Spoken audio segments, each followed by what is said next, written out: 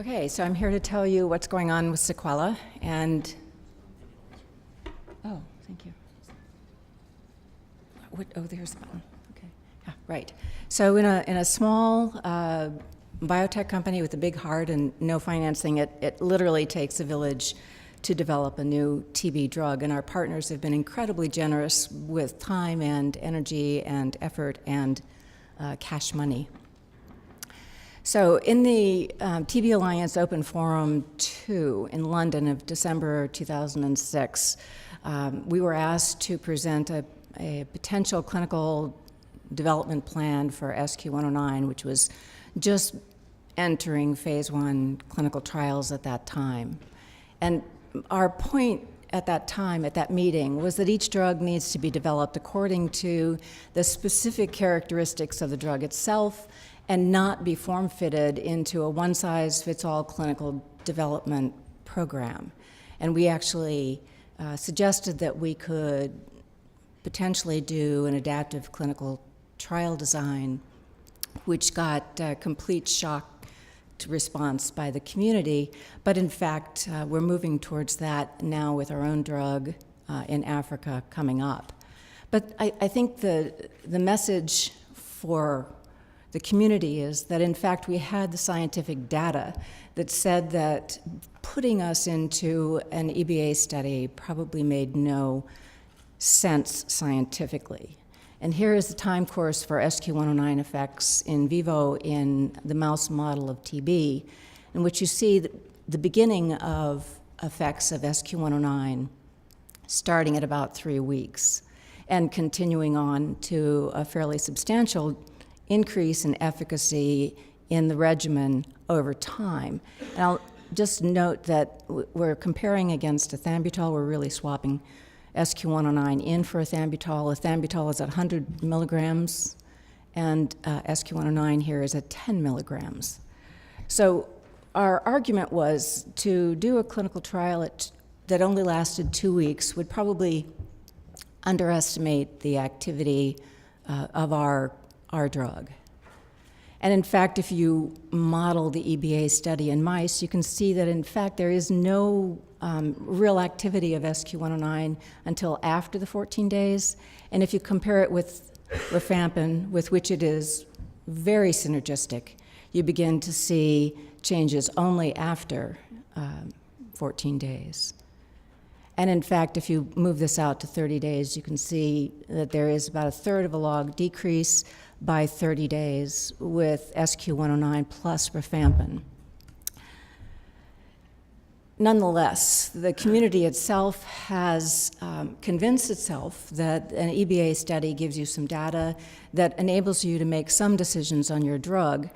And at that same meeting, Tibotec, now called Janssen, announced the minimal activity of their drug in an EBA study, which nearly killed the clinical development of that drug for all time.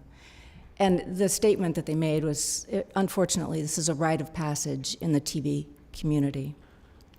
We discovered that that's actually true, that despite the scientific evidence that we had, that our drug was not a drug that worked in the first 2 weeks.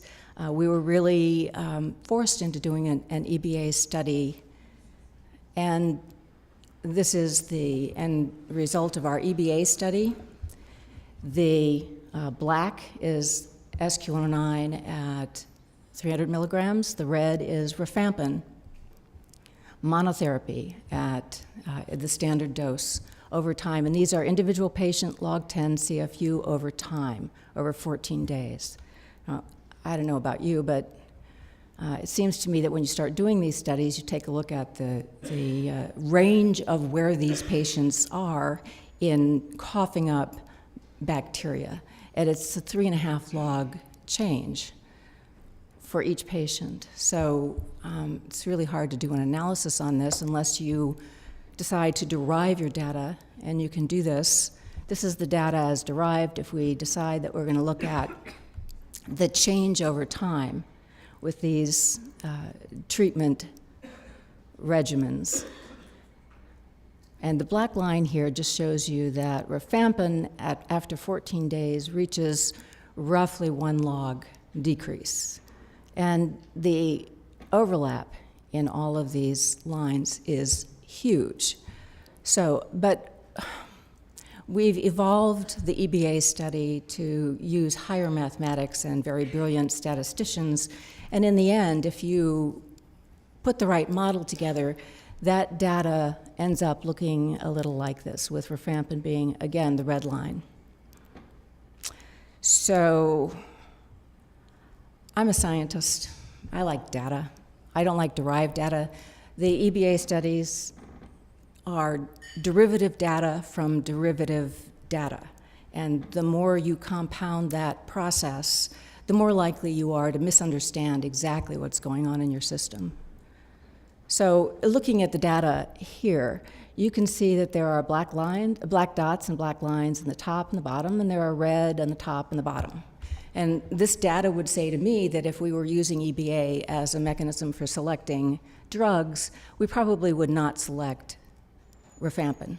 And yet that's the cornerstone drug that we use in TB treatment all over the world. So 3 years later and many millions of dollars, this is the data that we're confronted with.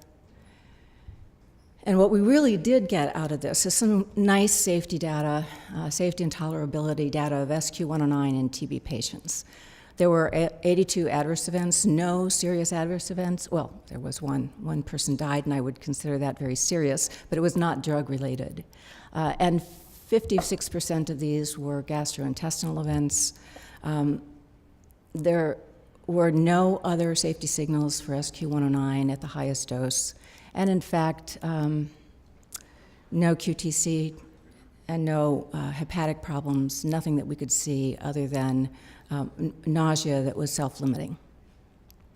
So the EBA conclusions are that it's a safe and well-tolerated drug, and its main side effect is nausea, which actually increases with the increasing dose of the drug. There were no systematic increases in QT in the SQ109 groups. The steady state appears to be reached at approximately day 7, someplace between day 7 and day 10, based on both the phase 1 and phase 2 studies, and the induction of the CYP2C19, which is the CYP protein that can metabolize SQ109, is actually overcome with higher doses of SQ109. SQ109 didn't have any bactericidal effect in humans over 14 days. We didn't expect it to because the mouse studies told us it wouldn't. And RIF had a 1 log effect in humans over 14 days, which is not a very good decrease, and was all over the board in terms of individual patient responses. And the mouse modeling data suggested that the EBA data in humans mimics that seen in the mouse, and that SQ109 effects are apparent the longer the drug is taken. So I want to acknowledge the incredible work that was done on these studies. These are complex, time-consuming, resource-consuming, patient-consuming studies, and all of these people contributed enormous amounts of time, energy, and interest in our drug. And I want specifically to talk about the funding by the EDCTP, without which this drug would not be in clinical development at all. So we're going to add SQ109 to a long list of drugs which really don't have EBA activity, or if they have it, it's pretty poor.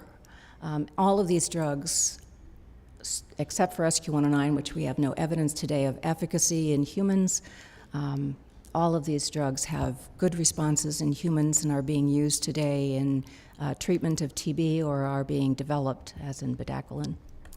So I'm not sure what we get out of EBA studies. I do know that they're very expensive, that they're very resource-consuming, that they're very long, and that for many of the drugs, we need to stop thinking about the process and start thinking about the chemical, and asking ourselves, what is the best possible clinical development program that we can develop for our drug, not for all drugs. All drugs, it just doesn't work.